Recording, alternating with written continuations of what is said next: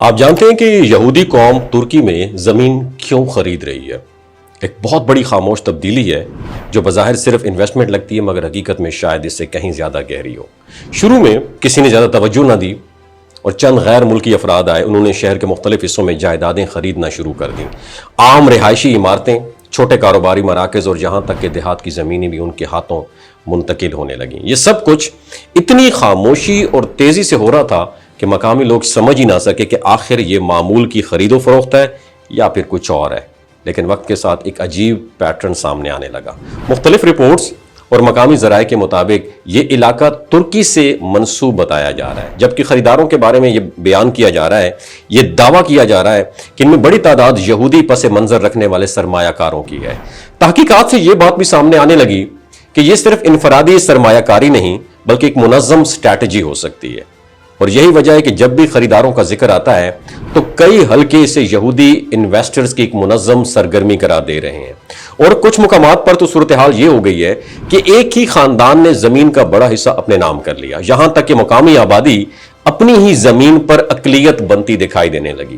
اور یہ تبدیلی صرف زمین تک محدود نہیں رہی، جہاں جہاں یہودی سرمایہ کاروں کی جانب سے خریداری کی گئی وہاں سب سے پہلے مخصوص تعلیمی ادارے قائم کیے گئے، اور ایسے اسکولز جہاں ایک مخصوص سلیبس جو ہے نا وہ پڑھایا جاتا تھا، جہاں نئی نسل کو ایک الگ شناخت کے ساتھ پروان چڑھایا جا رہا تھا۔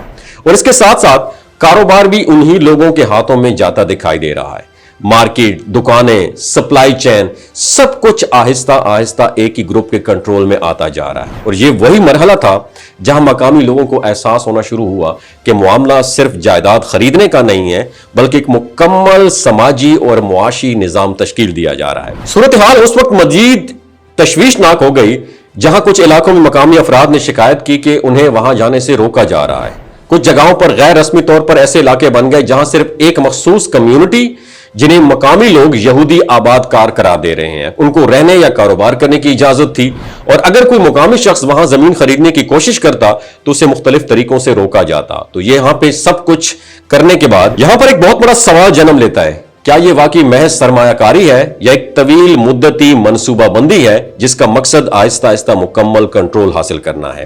تو تاریخ پر اگر نظر ڈالیں تو محض تجزیہ کار اس طرز عمل کو ماضی کے چند واقعات کے ساتھ جوڑتے ہیں، جہاں زمین کی خریداری کے بعد مخصوص کمیونٹیز کو آباد کیا گیا اور پھر وقت کے ساتھ اثر و رسوخ میں اضافہ ہوا۔ اور یہی وجہ ہے کہ موجودہ صورتحال کو بھی کچھ لوگ اسی تناظر میں دیکھ رہے ہیں، خاص طور پر جب خریداروں کو یہودی سرمایہ کاری کے ساتھ جوڑا جا رہا ہے۔ اس لیے اس معاملے نے مقامی پارلیمنٹ کو ہلا کے رکھ دیا، اور نمائندے یہ سوال اٹھا رہے ہیں کہ آخر اتنی بڑی مقدار میں زمین کیسے خریدی جا رہی ہے، اس کے پیچھے فنڈنگ کہاں سے آ رہی ہے، اور سب سے اہم بات اس کا حتمی مقصد کیا ہے۔ اور مزید حیران کن پہلو یہ ہے کہ بیرون ملک سے بھی یہودی سرمایہ کاروں کو اس علاقے میں آنے اور سرمایہ لگانے کی دعوت بھی دی جا رہی ہے۔ کم از کم کچھ رپورٹس میں ایسا دعویٰ کیا جا رہا ہے یعنی کہ یہ عمل صرف مقامی سطح تک محدود نہیں ہے بلکہ ایک بین الاقوامی نیٹ ورک کی صورتحال اختیار کر چکا ہے۔ اور پھر ایک پیچیدہ سوال یہ بھی سامنے آتا ہے کہ یہ علاقہ آخر کس کے کنٹرول میں ہے؟ کچھ ذرائع اسے ترکی کا علاقہ قرار دیتے ہیں، جبکہ کچھ رپورٹس میں کہا جاتا ہے کہ اس کی حیثیت ابھی تک واضح نہیں ہے۔ اور یہی تضاد اس پوری صورتحال کو مزید پراسرار اور پیچیدہ بنا دیتا ہے۔